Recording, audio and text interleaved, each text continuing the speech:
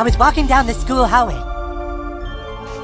And then I see Butters. And he's like, "Hey, Eric, you want to see what my mom packed me for lunch?" And that's when I start to notice that something's wrong. Everyone I cared about has been systematically replaced.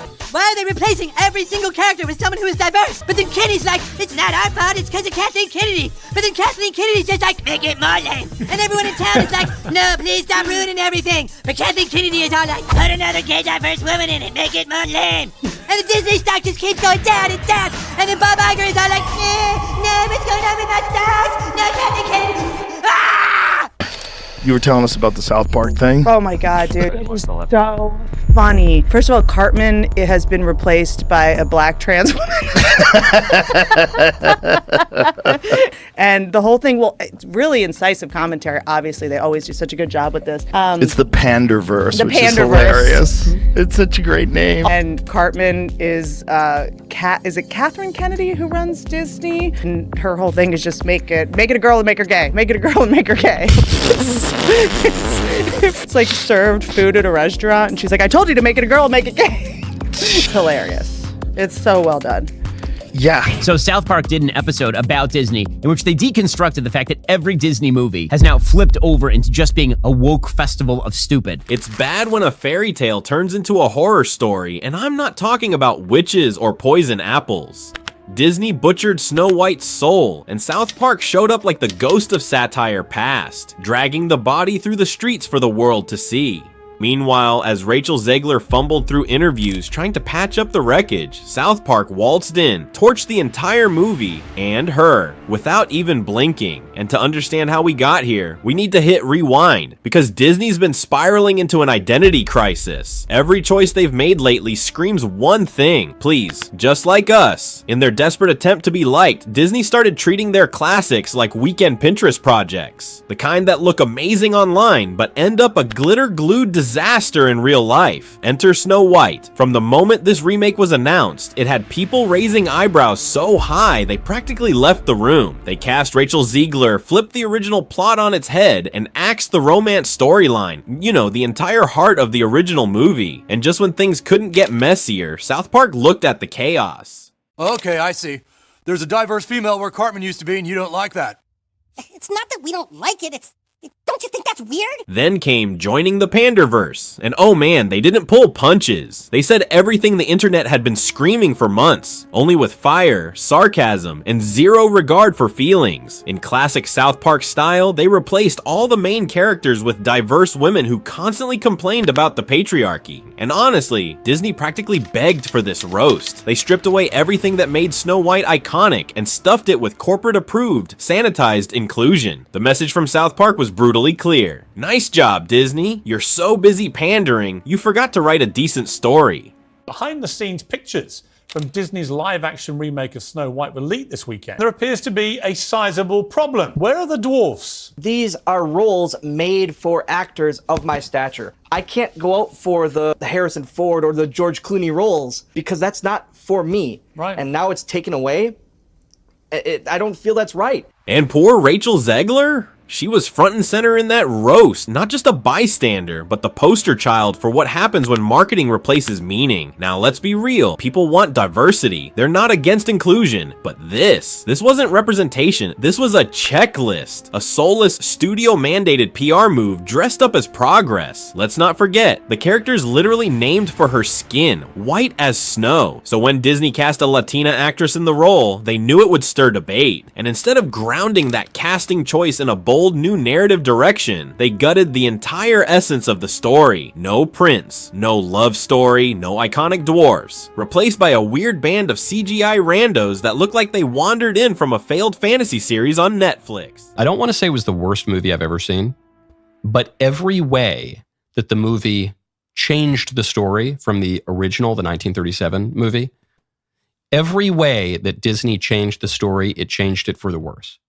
Before we go further, tell us in the comments, do you think Rachel Zegler was the right choice to play Snow White, or should Disney have stayed closer to the original look and feel? And while you're at it, let us know where you're watching from.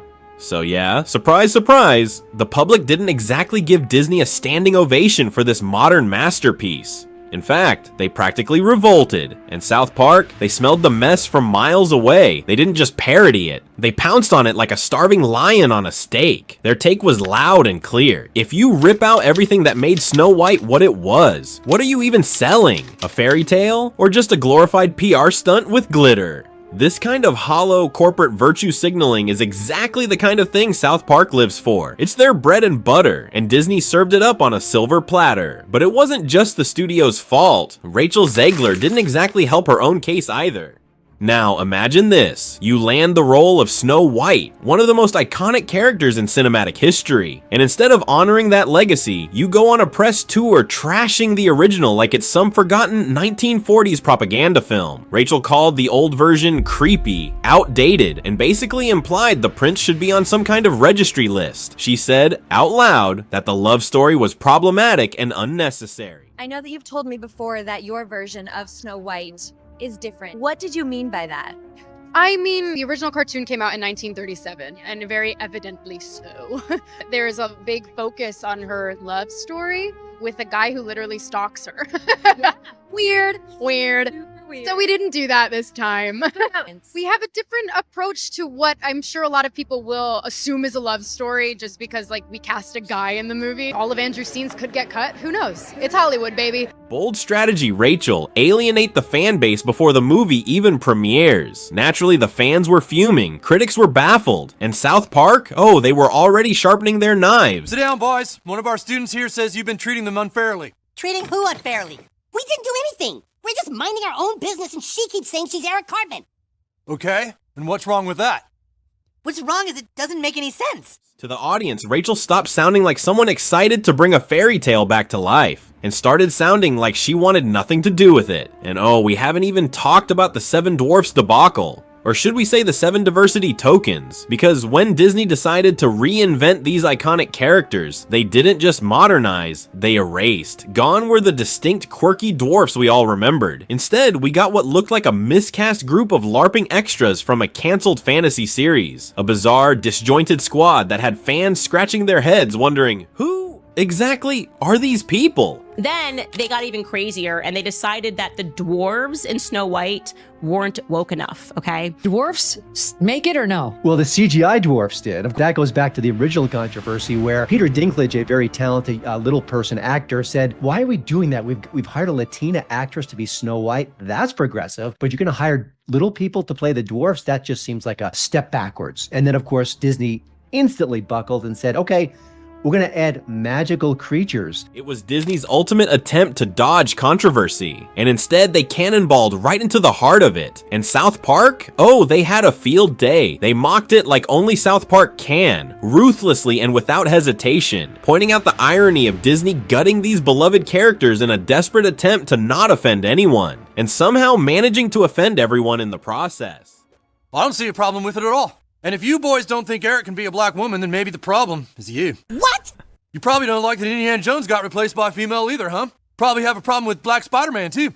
No, Miles Morales is sweet. This is just taking Cartman, same old Cartman, and putting a black woman in it. Backlash was so fierce, Disney had to panic reshoot whole segments of the movie. They quietly brought the dwarves back, but this time CGI'd into a weird, uncanny valley version of their former selves, which only made things worse, like putting a band-aid on a sinking ship. If they thought the Little Mermaid controversy taught them anything, they clearly didn't take notes. At least Ariel stuck to the core of the story. Sure, Halle Bailey's casting sparked its own debate, but the film respected the original arc. Snow White, on the other hand, this wasn't an update. This was an identity transplant. The only thing left intact was the title, and even that was up for debate. It was practically unrecognizable, and South Park made sure to point that out with both barrels blazing. Dude, Kenny, enough about Tammy's knockers. You sound like a white male trying to reestablish the patriarchy. Eric, it's okay. Nah, I had a dream that I was replaced by a diverse woman. Meanwhile, inside Disney headquarters, full-blown panic mode. Executives weren't just nervous, they were sweating through their suits. Because when South Park comes for you, it's not just laughs, it sticks. The fans don't just chuckle, they agree. And rumors started flying that Disney might have even tried whispering to South Park's parent company to tone things down. But here's the thing, asking South Park to go easy on you is like asking a lion not to bite. It never works. Remember when they roasted Scientology and Tom Cruise? Yeah, they live for that kind of pushback. And just when you thought Disney couldn't take any more hits, word on the street is South Park is cooking up a brand new DEI special, dropping as early as August, that's going to continue this savage saga. Yup, this isn't over. Not even close. Because Snow White's flop, that's just the appetizer. The real feast is coming, and South Park is already sharpening the knives.